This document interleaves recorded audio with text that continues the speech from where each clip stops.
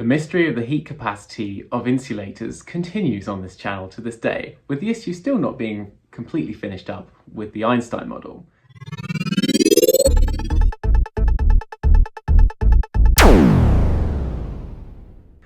We found that the Einstein model was able to correctly predict the heat capacity for insulators at high temperatures as being a constant. However, it didn't get exactly the right functional form for insulators at low temperatures. And in previous videos, I talked about the Debye model. And it's finally time in this video for me to go into this Debye model and derive what Einstein was missing from his model of solids. But Debye managed to arrive at this result by introducing what's known as a phonon, which can be a bit of a weird concept to get your head around at first. A phonon is of sound like what a photon is to light. It is essentially the quantized vibration within a crystal lattice. Phonons are pretty similar to photons in many ways, in that they're both bosons and they both have a direct relationship with frequency, E equals HF.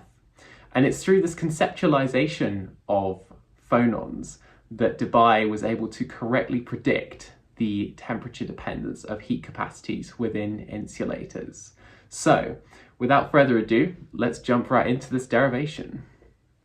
So within any solids, as you guys probably know, we have a series of regularly repeating atoms or molecules, which basically form like sort of a grid like here. So you guys are probably aware of it. I've just drawn one layer, and between these atoms are the bonds, whether they're ionic bonds, other types of bonds, and you can kind of view them a little bit like springs, because in fact they are sort of trapped in like a potential or something. It doesn't necessarily have to be the same potential as an actual spring, a sort of x squared potential. In many cases you actually have quite higher order powers. But basically the general idea is that you have a series of atoms that are all vibrating. They're able to sort of oscillate around each other. They're not able to move very freely, unlike in a liquid or a gas. They're actually quite tightly bound. But this is the sort of general picture we have. Now, a phonon is like a collective vibration of these springs at any one given moment. So obviously when you have a vibration, the particles aren't going to vibrate individually. There's going to be sort of, if this one moves, this one's going to move slightly, this one's going to move slightly less. And it's that kind of propagation that you have throughout the crystal lattice, which basically is what the phonon is describing. It doesn't actually exist as a physical particle, but you can kind of imagine it as a particle because it's like a propagation of the lattice. And it's very, very useful to imagine it as a propagating particle throughout the lattice. Now, unlike with the Einstein model, where we assumed each particle was an independent oscillator, the Debye model directly approaches this issue, because obviously they're not going to be independent. As I said, one vibrates, another very close to it will probably vibrate in reality. So let's first of all derive what the dispersion relation, that is the relationship between energy and momentum, is for phonons. Now, instead of talking about energy, we're actually going to be talking about frequency and wave number. Of course, energy and frequency are directly related with E equals h bar omega, and the same is true of momentum and wave number, P equals h bar k. So we're just going to be dividing both sides by h bar, and we're going to be having a look at the frequency as a function of the wave number for phonons in a solid. So at the moment, this is quite complicated, this kind of three-dimensional visualization. So what we're going to do is we're going to simplify this down to one dimension. So we're just going to imagine one linear chain of atoms in a lattice. And these chains are connected with springs right here. And we're only going to take 3 consecutive particles within this linear chain. And I'm going to do some labeling. I'm going to label this the nth particle. So the one in the middle is where we're going to be doing most of the heavy analysis. We're going to be labeling the particle on the right the n+1th particle, and this one on the left is n-1. So those are our three particles we're going to be considering in this chain. So a few other things. We have the interparticle distance right here. This is also sometimes known as the lattice constant, and it normally has the symbol A. So this is just simply the distance between two particles. We're actually only going to sort of be considering a cubic lattice for now. It gets very, very complicated for other types of lattice. So we're just going to assume a constant distance between particles. And finally, we're going to assign a spring constant, Ks, to this spring right here. Now note that the spring constant is Ks in this case, because of course K is already taken for wave number. So this is all of our parameters that we'll need. I'm also going to just quickly define increasing x as being to the right. And since it's only one dimension, we only need to think about x. So the first question I'm going to ask is quite a nice, simple, straightforward mechanics one. And that is, what is the force acting on this central particle right here? Now, this, in the case of a normal spring, is not too complicated. However, there are actually two springs, and not only are there two springs influencing, but the actual neighbours of this atom can actually move themselves. They're, of course, connected by other springs themselves, so their position is by no means constant. So it's in fact the difference in the displacements between adjacent atoms or particles in this model that is of interest to us right now. So it's not the actual displacement themselves. So normally Hooke's law would just be F equals minus kx. However, we have to be a little bit more careful because of course we have the displacement between this one and this one. And of course the actual the absolute displacement will of course be impacted by neighbouring particles. So essentially what we're going to write is that the force, which is acting on particle n, is the force coming from the spring on the right here. Now this spring on the right is going to be acting in the positive direction, the positive x direction. So it's going to be plus the force from the spring on the right, so I'll just call that Fr. And of course the force from the spring on the left is going to act in this direction right here. So it's going to be pulling it to the left, so it's going to be a minus Fl. So that's our signage all kind of taken care of. So how are we going to apply Hooke's law to these two forces? Well, the first bit, of course, is fairly obvious. If we assume that there's a constant spring constant, then that would be for our spring on the right, then that's going to be the spring constant. I should probably just indicate that that is applying for both springs. The Ks is the spring constant for every single spring in this lattice. And for the extension, well, if we can kind of define this quantity, I'm going to call it U. Some textbooks might call it something a bit different, but I'm going to define the local displacement from equilibrium as U. But of course, U, the actual equilibrium point, might physically change depending on sort of whereabouts in the crystal lattice it happens to be at any one point. And I'm going to do the same for the neighbouring one. So this will be UN+1. And this will be the displacement for the left atom, which is UN-1. And the central one is UN. So this is what I'm calling as U. It's the local relative displacement. And so to get the extension of the spring, we actually have to do a subtraction between the adjacent ones. So for the right spring, this is going to be UN+1 minus UN right here. Now I hope that makes sense because this is a very fiddly piece of physics. Obviously, if UN+1, if you just do a little think about it for a sec, if UN+1 is really big, but UN is barely stretched at all, then you're going to get a really large un plus 1 minus un. It's going to be very big. So that basically indicates to a large force acting on the right, which is the positive x direction. So hence this is going to be a fairly large positive number. So that's all good. And similarly for the one on the left, it's going to be, instead of un plus 1 minus un, it's going to be un minus 1. So kind of exactly the same, just shifted down by one position. But of course that is going to be acting on the left. So the greater the extension of the spring, the more force is pulling to the left this time, because that's the opposite side. So that's kind of the fiddly bit kind of done. That's actually the bit I really dislike, because it's very easy to sort of mix up minus signs and stuff like that. You know, you could easily write the spring going in the wrong direction. And you can kind of tidy all this up because chaos is pretty common to both factors.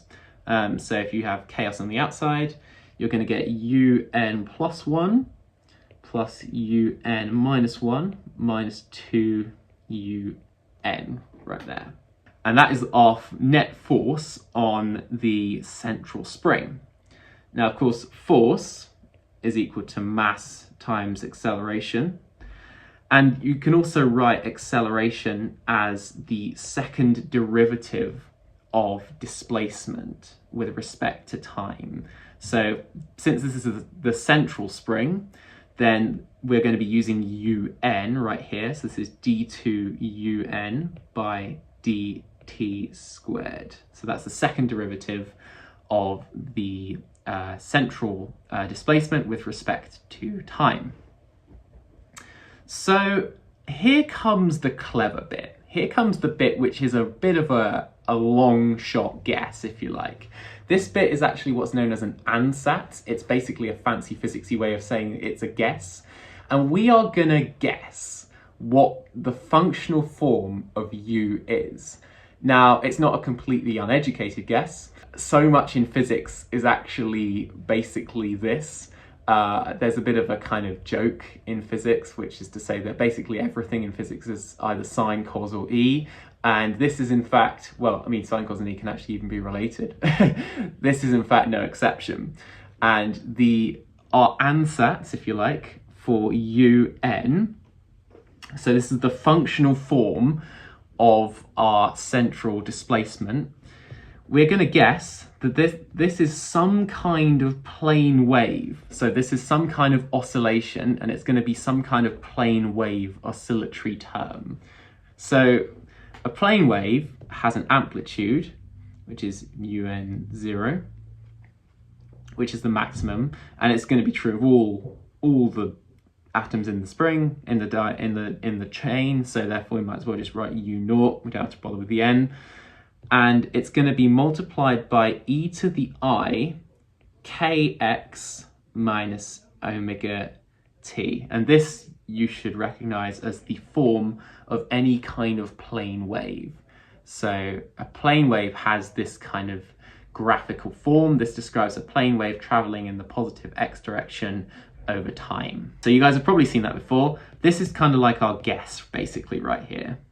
So just, you know, make sure that this does seem like it's a bit kind of parachuted out of thin air, but it's basically a very educated guess that some very smart physicists happen to do.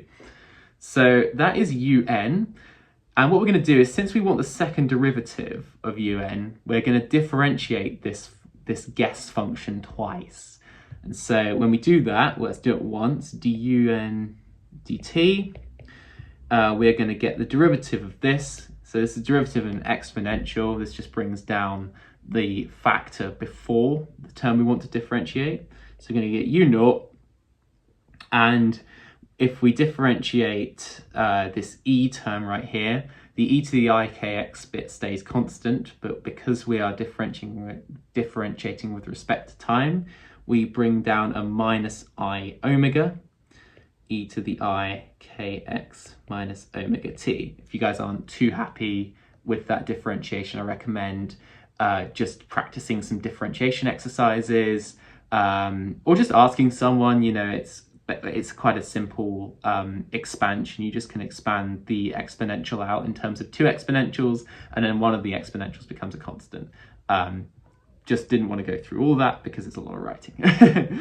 So if we do another differentiation, so d2un by dt squared, we're going to get another, it's exactly the same, we're going to get another factor of minus I omega, and that's going to give us minus omega squared u naught e to the I kx minus omega t.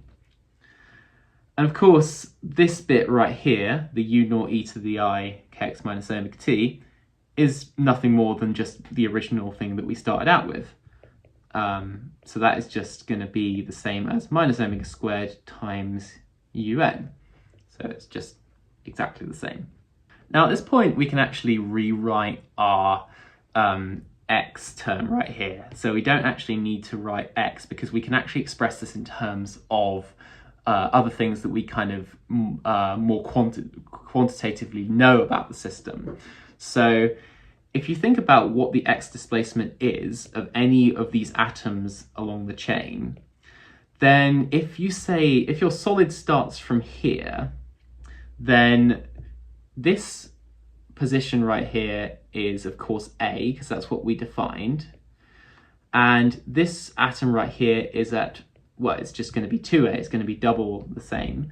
This is true for basically any atom in this line, in this chain.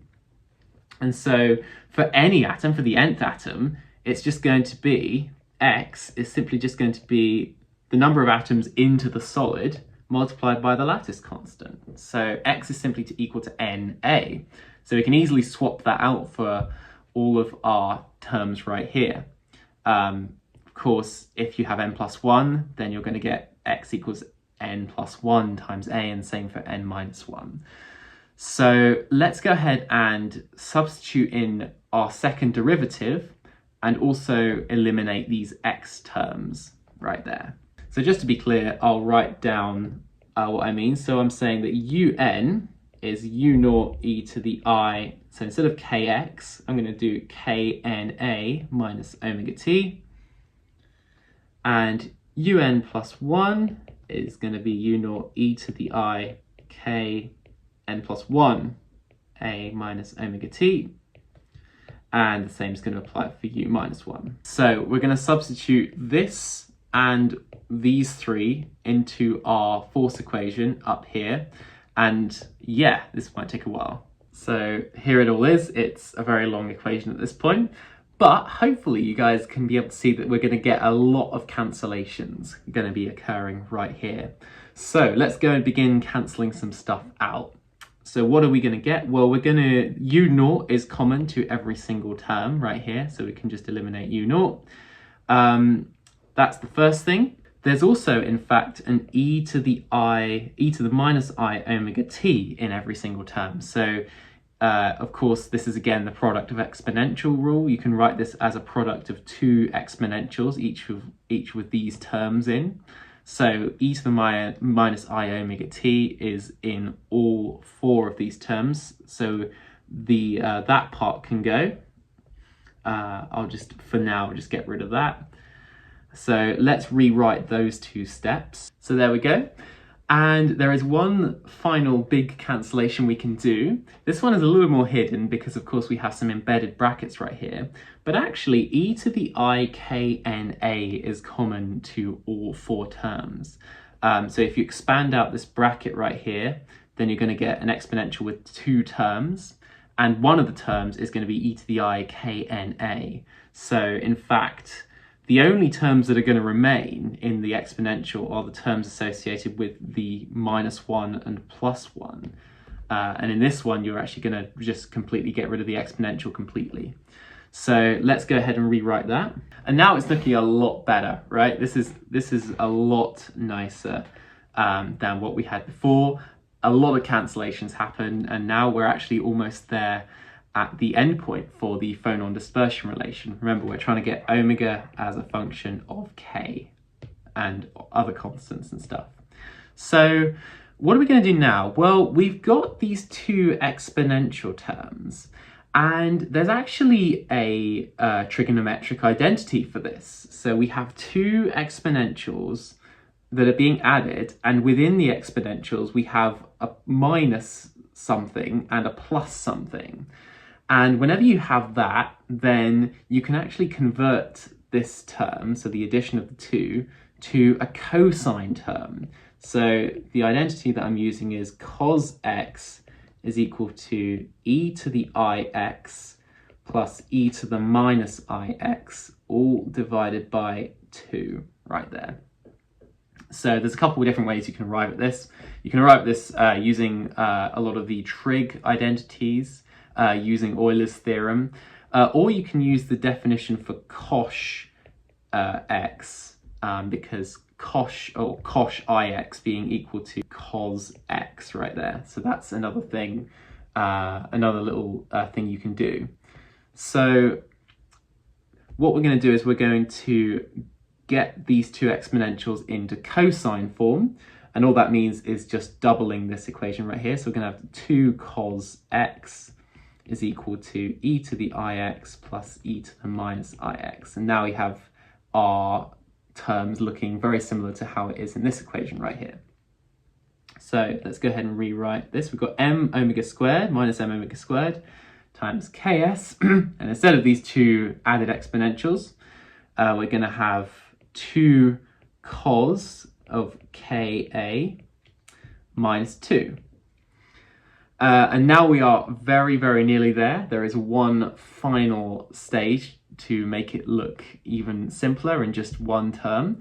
We're actually going to use another trig identity, and we're going to start off with the trig identity of cos of 2x is equal to 1 minus 2 sine squared x. And this is the identity in its kind of basic form.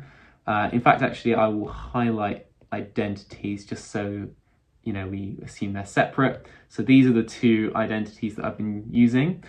I actually need to manipulate this identity to get it looking a bit like what we have. So I'm going to get 2 sine squared x equals 1 minus cos 2x. If I then multiply both sides by minus 1, I get minus 2 sine squared x equals cos 2x minus 1. So let's just flip this side. And if I then look at what I have compared to this, it's looking pretty similar. So the only difference really is that we have x instead of ka, and also this has been multiplied by 2. So if I then double both sides, I'm going to get minus 4 sine squared x equals 2 cos 2x minus 2. And now we're pretty much ready to swap this for this right here. So let's go ahead and do that. We're going to get a minus m omega squared equals ks. And instead of 2 cos ka minus 2, we're going to get minus 4 sine squared. Instead of ka, we're actually going to get ka over 2, because of course this is now the half angle. So 2 cos 2x is minus 2 is minus 4 sine squared of just x. So the angle is in fact halved. The minus signs cancel, and now what we're going to do is we're going to rearrange this for omega. So omega squared is 4ks divided by m times sine squared ka over 2. And lastly, we're just going to square root the whole thing. Omega is equal to 4ks over m under the square root. You could probably bring out the 2 if you wanted to. And just in order to preserve the fact that it's physical, you can't have a negative frequency, we're actually going to take the modulus of the sine. So rather than it just being sine, we're actually going to just simply modulus it, because of course it's unphysical to have a negative frequency. So there we go. We have got our result. We have got the dispersion relation for vibrations of lattices within a one-dimensional linear chain. That's pretty good going. So that is our really encouraging start. And once we've got this, we can, in fact, move on to the next part of the heat capacity mystery as solved by Debye. So with this new formula, I'm just going to go ahead and quickly plot what it looks like in what's known as the first Brillouin zone, which is basically the region of K space between minus pi over A and pi over A. This is just called the first Brillouin zone. It's kind of a bit like the unit cell of a real lattice. However, once you're in momentum space, you're then talking about K space, which is basically an abstract way of conceptualizing the momentum of particles within a crystal lattice. So within this first Brillouin zone, if you plot what mod sign is, you're going to get something that looks a little bit like this. It's going to be symmetrical. I haven't drawn it all that well. And this is going to be omega as a function of wave number, with wave number on the x-axis. So what can we notice? Well, we see that at the start, we actually find that the wave number increases pretty linearly. The frequency increases linearly with wave number. So that's actually very much like a photon, because of course, for photons, the dispersion is E equals P times C. You could write it in terms of omega and K if you wanted to. Omega equals C times K, where C is the speed of light. That's just the simple wave equation. That is it written in terms of that. The speed of light, the frequency of light is the speed of light times the wave number of light. So we actually have a dispersion relation that is linear, only at low k's though. That is the little caveat that we have right here. So we have a bit of a problem. We can only really do this for long wave vibrations. So anything that gets too kind of short and too high energy within the crystal, this is not going to apply. So this kind of restricts the domain of what we want to, of kind of where we want, but that's actually quite useful because this allows us to define something called the Debye energy, which is given the capital theta, although it looks like a normal case theta, which is a very useful quantity that we're going to come on to later. But it's basically kind of the energy up to which phonons have linear dispersion, essentially. Because of course, at this point right here, when K is equal to pi over A, then the dispersion is just constant. So increasing K does not lead to an increase in omega. So now we're ready to talk a little bit about the Debye model itself. So the Einstein model was wrong. And basically the reason for that is because he just simply related the energy to the frequency using the quantum harmonic oscillator. But he didn't really go into the relationship between the frequency and the wave number. All the oscillations were independent of each other. And of course, there are no phonons within the Einstein crystal because Einstein didn't take into account phonons. One way I can kind of illustrate this is if we plot the dispersion relation according to Einstein's model, so let me just sub this with Einstein's model. So the dispersion relation, you can either plot E against P or omega against K. I'll just do omega against K for now. So this is omega of K against K. If we plot what Einstein thought the dispersion relation was, he would just assume that it was just a complete constant, that the frequency, the characteristic frequency of the oscillation, so the kind of 0 point baseline half h bar omega, this omega was just a constant and it had nothing to do whatsoever with wave vibrations within crystals.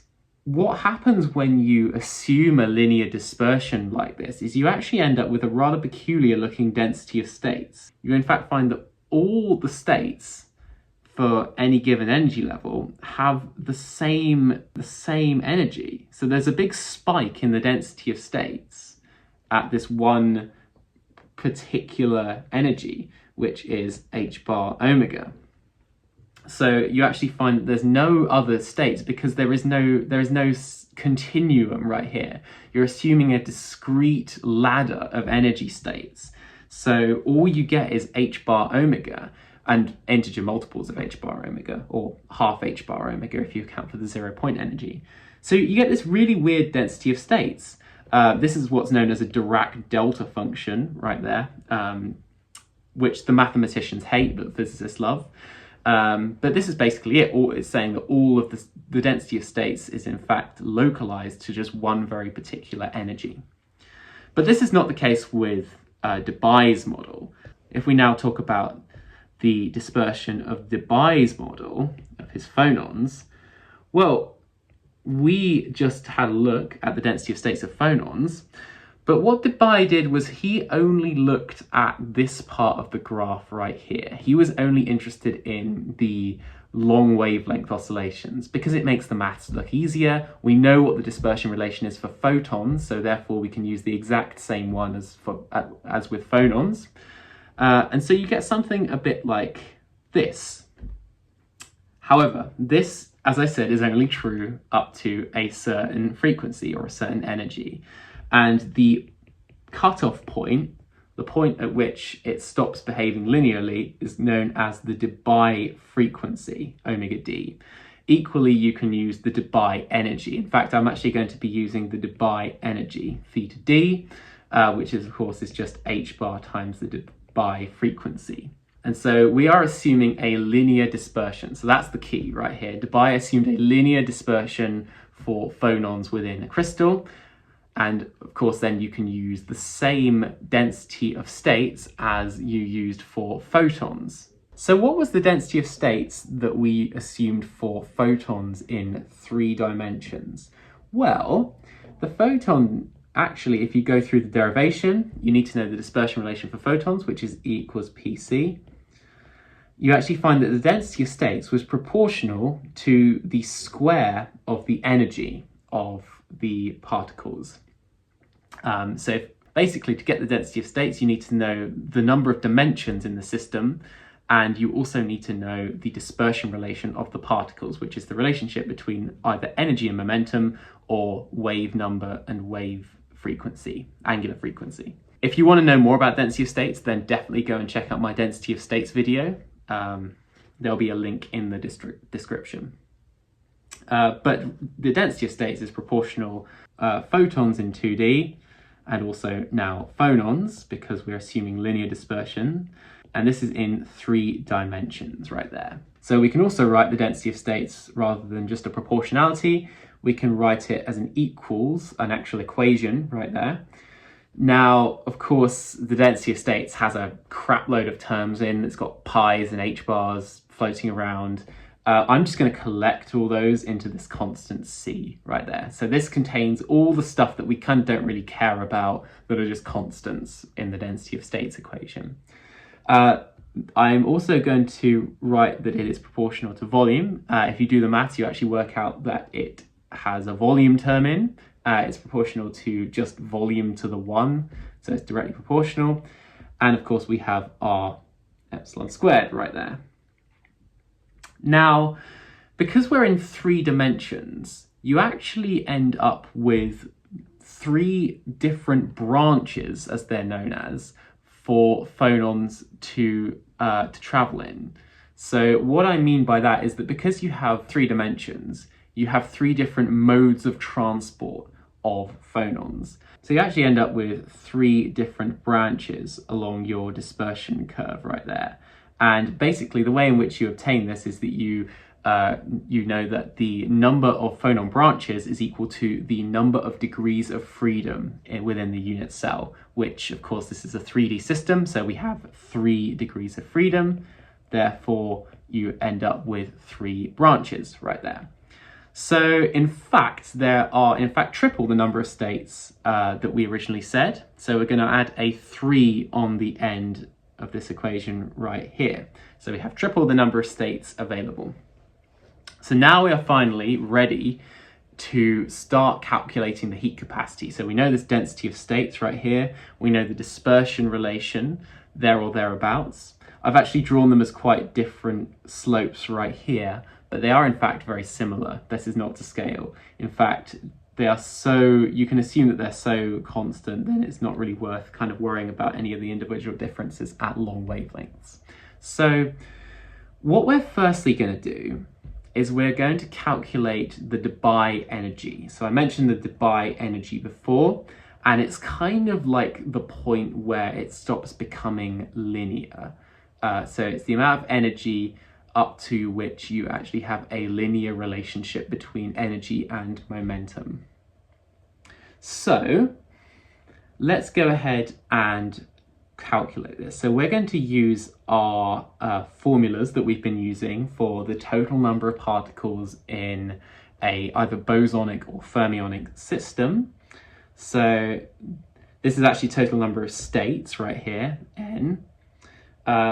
So this is going to be an integral between 0, and we said we're going to go all the way up to the Debye energy. So this is theta, and it's going to be an integral over the density of states over energy, d epsilon right here. Now this is the number of states right here, but actually we want to get this in terms of the number of particles, and then we can relate it to particle density, hence why I included volume right here. So because we have 3 dimensions, we essentially have 3 photon states per number of atoms. So what I'm going to do is I'm going to simply multiply this side by 3, and this n is no longer the number of states, this is now the number of atoms. So the number of phonon states is 3 times the number of atoms. There are 3 states per atom. So there is our 3, I did just tack that on right on the end there. This is going to be equal to, we're going to substitute in our density of states. So this is going to be 3 CV, these are all constants out the front of the integral. Integral between naught and Debye, epsilon squared d epsilon. So this is 3n. You might look at this and go, wait, haven't I already accounted for this? However, no, this is not the case, because you have the 3 branches contributing to the states, which is taking into account the density of states, but you also have the 3 orthogonal degrees of freedom, which is taken into account here. So these 3's are actually going to end up cancelling for now, which is quite nice. And as you can see, we have a very simple, straightforward integral, n equals cv, and if we just simply integrate that, we're going to get 1/3 epsilon cubed, and this is evaluated between 0 and the Debye energy. And again, a nice simple integral, n is equal to cv over 3 times the Debye energy cubed. And if we go ahead and rearrange this for the Debye energy, we get that theta d is equal to 3n divided by cv, all to the power of 1/3. So there is our Debye energy, and this is the maximum energy. This is like the cutoff energy, like the cutoff frequency at which phonons are linear, and you can assume this is true. So there we go, we have our useful quantity, the Debye energy, and it's a characteristic energy. It's going to be compared to various things like the thermal energy, kBt. It's actually the equivalent of h bar omega for our other system, which was our kind of characteristic frequency oscillation energy, h bar omega. So this is the actual equivalent for the Debye system of phonons right there. And one key thing to note from this is that it's actually dependent on n over v to the 1/3. So n over v I've defined a few times before as being the particle density. So this is the crystal particle density, and the higher the density, the higher the Debye energy, but it only scales up by a factor of 1/3. So it's not a strong dependence. But yes, the Debye energy is basically a function of the density. And it's very similar, in fact, to the Fermi energy. The Fermi energy was also dependent on the crystal density. The Debye energy is exactly the same as this. It's dependent on the interparticle density. So now what we're going to do is we're going to calculate the energy, and this is something that we've done before. We've calculated the energy, and then once we've got our energy, we can then differentiate with respect to temperature to get the heat capacity of this solid. So one important thing to bear in mind is that this is an insulator. This is not a metal. We are only considering phonons right here. Metals, actually, in fact, you actually have to combine electrons and phonons together. And in fact, you find that electrons contribute by far the majority to heat capacity. But you do in fact end up with a sort of combination of the two, because phonons do also have a contribution within metals. But in insulators, the only heat capacity that occurs is due to phonons. So now we are going to calculate the energy, the internal energy, U. So the energy, we've discussed this before in other videos. We're going to be using our integrals over individual energies of states. This is going to be the integral between naught and the Debye energy of epsilon times rho of epsilon times, this time we're going to be multiplying it by the Bose distribution right there. So before we assume that we are at temperature equals 0, so we didn't actually have to account for this factor right here. NBE is the Bose distribution, which is a function of energy and a few other things. And this is going to be integrated over energy. So what was the Bose-Einstein distribution? Well, this NBE right here is equal to 1 over e to the epsilon minus mu over kBt. And is it a plus or a minus? It is a minus for the Bose-Einstein distribution. It's a plus for the Fermi-Dirac distribution, but a minus for the Bose-Einstein. So what about this little guy right here, the chemical potential? What do we make of this? Well, let's step back for a second and think to ourselves, what in fact are phonons? Phonons don't really exist. So in a crude way, phonons don't really exist, and so they don't really have to abide by any sort of laws of chemistry. They don't have to be conserved. This is in fact quite an interesting area, and it's actually an area that my university really specialized in, was the physics of phonons. And in fact, phonons can just kind of appear, disappear. They don't in fact have to be conserved. And so because they don't have to be conserved, the chemical potential mu is 0. They just don't have chemistry. Chemistry is all about mass conservation. And because they don't have any mass, their chemical potential is 0. So let's go ahead and substitute in some stuff. We're going to get some constants out the front from our density of states. We're going to get 3CV times the integral between naught and the Debye energy of, we're going to get our E from here, our epsilon from here, sorry, and our epsilon squared coming from the density of states term. And this is all going to be multiplied by the Bose-Einstein distribution. So chemical potential 0, so we're going to get e to the epsilon over kBt minus 1, the epsilon. And we can just simply combine the two epsilons to make an epsilon cubed right here. So we have ourselves one of these annoying fiddly integrals. These integrals, unfortunately, you can't solve all that easily. You actually have to think of it in terms of the special cases. Now, what are the two special cases that we're considering? Well, we have two temperature regimes. So remember, this is not for 0 temperature anymore. We are now at positive finite temperature.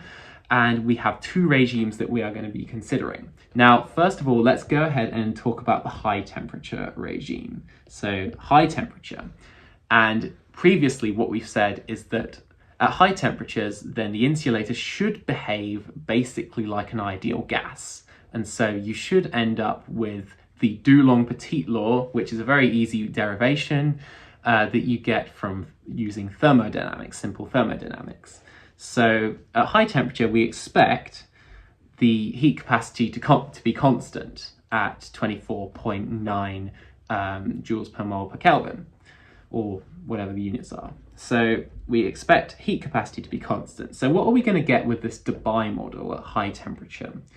Well, what happens at high temperatures? Well, we are going to find that at high temperatures, the kBt, this kBt term right here, is in fact going to be a lot greater than the Debye energy. So the thermal energy is greater than the Debye energy right there.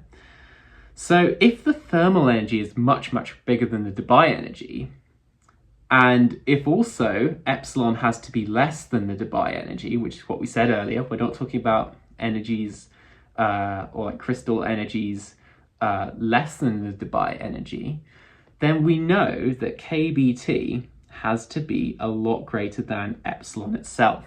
And this is going to give us our little hint as to what we can do with the maths. We're going to find that this term in the exponential right here is going to become incredibly small right there. So KBT is a lot greater than epsilon, and therefore we're going to get the e to the epsilon over KBT. The argument within the exponential is very small. And so what do we do for small numbers? Well, we like to use our Taylor series approximation. So e to the epsilon over KBT, if this term is small, we're just going to get 1 plus the small term, e to the epsilon over KBT. So you will have probably seen this being done before. It's just a simple Taylor approximation, but that is only valid for if the argument is very small. So let's go ahead and substitute in this into our equation for the energy. So we're going to get that the internal energy is equal to 3CV times the integral between naught and the Debye energy, epsilon cubed, and we're going to get 1 plus epsilon over KBT in the denominator. But then we've got this minus 1 right here, so that's going to be subtracted 1 again and integrated with respect to epsilon. So these ones are going to cancel, and so we're going to end up with a much more simple and nice integral between naught and the Debye energy of, it's going to be epsilon squared multiplied by KBT d epsilon. And now we don't have to worry about anything else. We can just do a simple integral with this. KBT comes out the front. We're going to get 3CV KBT because that is not dependent on energy. And when we do the integration, we're going to get 1/3 epsilon cubed integrated between naught and the Debye energy. 3's are going to cancel, and we're going to end up with CV KBT multiplied by the Debye energy cubed. But what did we say earlier the Debye energy was? Well, we've basically got the Debye energy, and we've even got the Debye energy cubed. So the Debye energy is cubed is just going to be this, just whatever's in the bracket right here, because we had to cube root it, and now we're going to just uncube root it. So it's 3n over CV. So the Debye energy cubed is just going to be all this preamble out the front. It's going to be 3n over CV. CV's are going to cancel, and we have simply ended up with 3n KBT, which is exactly what we expect. We expect that the internal energy is just 3n KBT. This is the Dulong-Petit law, and we have recovered it. We have recovered the Dulong-Petit law, and obviously if you differentiate this with respect to temperature, you're just going to get a constant. So that is our Dulong-Petit law.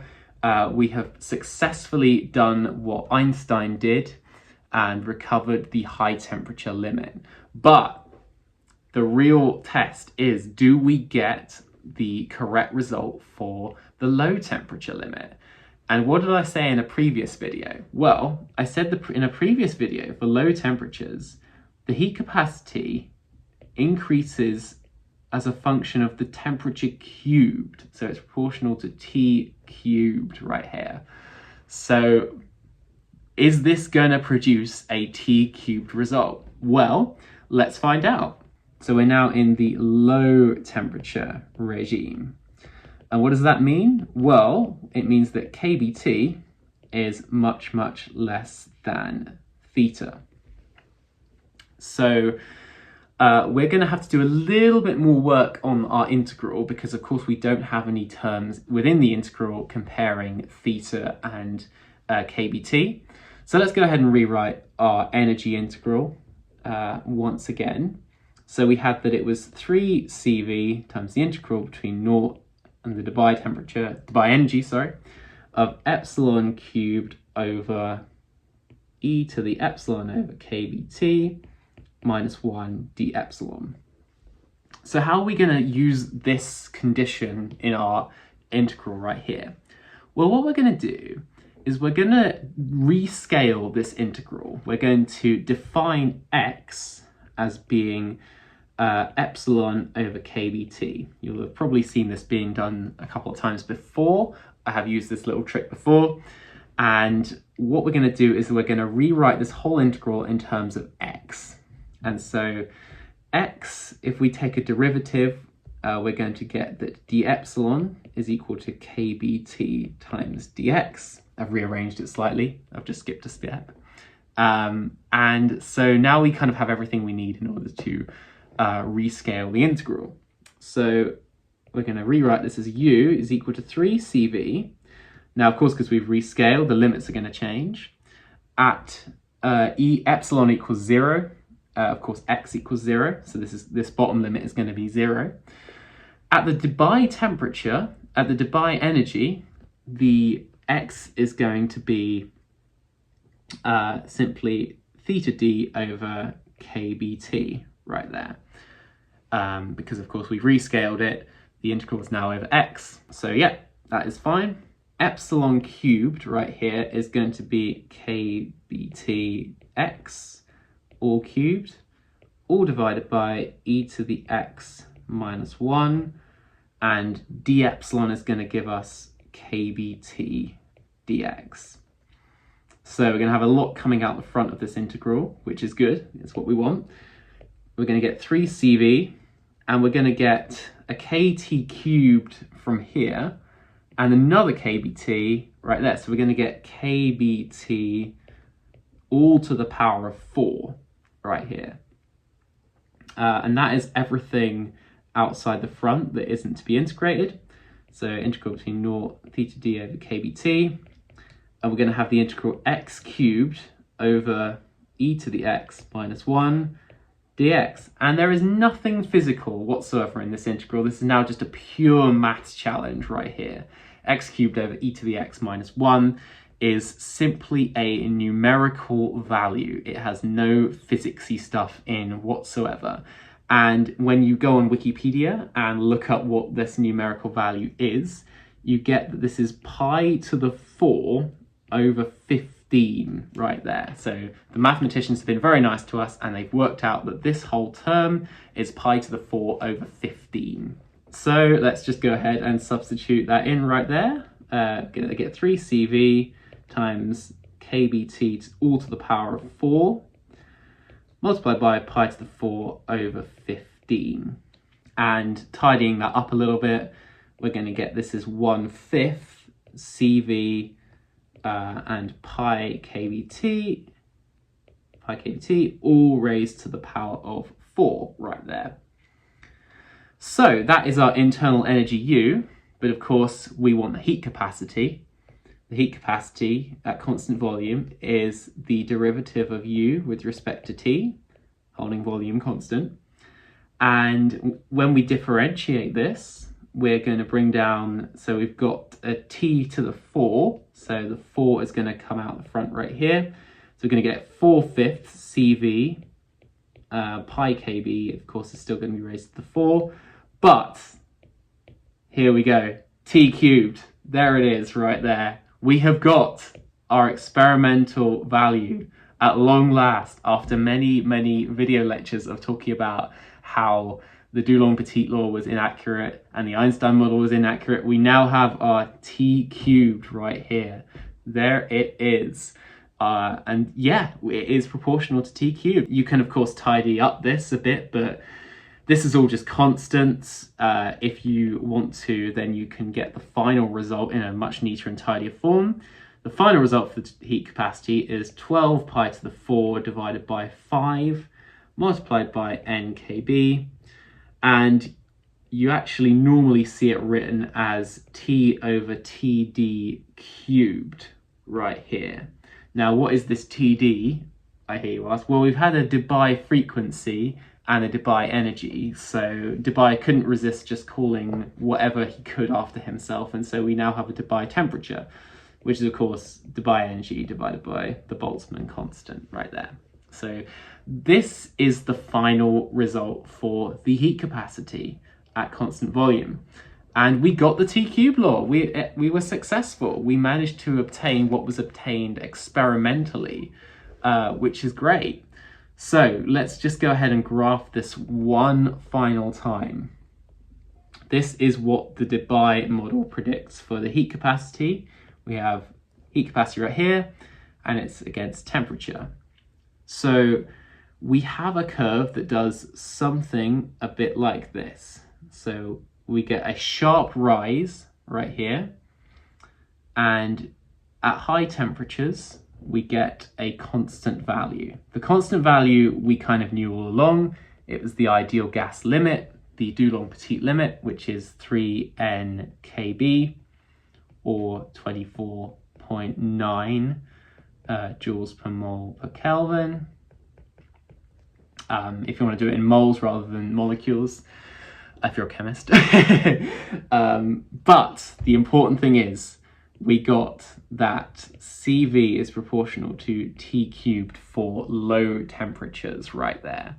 So if we compare this to the other models we were talking about, namely the Einstein model, we got some very complicated exponential formula. It had lots of e's in it, and it basically didn't grow for quite a long time and then grew very suddenly to the limit. And that was obtained by assuming a series of independent harmonic oscillators within the crystal lattice. And this was not accurate to scientific predictions. However, the Debye model came along and it was accurate. Debye correctly predicted the experimental evidence. Debye correctly predicted the heat capacity.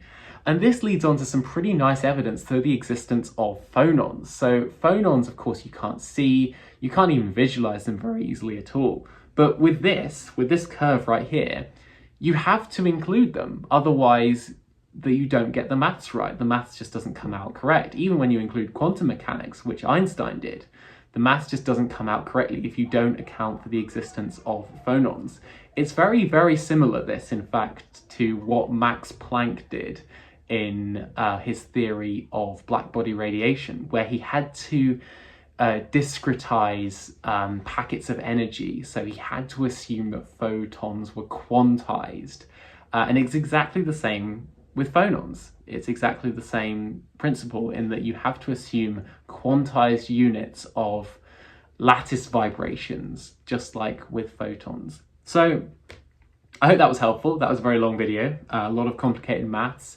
If you've got any questions, just put them down in the comments. I'll try and respond to them as quickly as possible. But see you guys in the next video.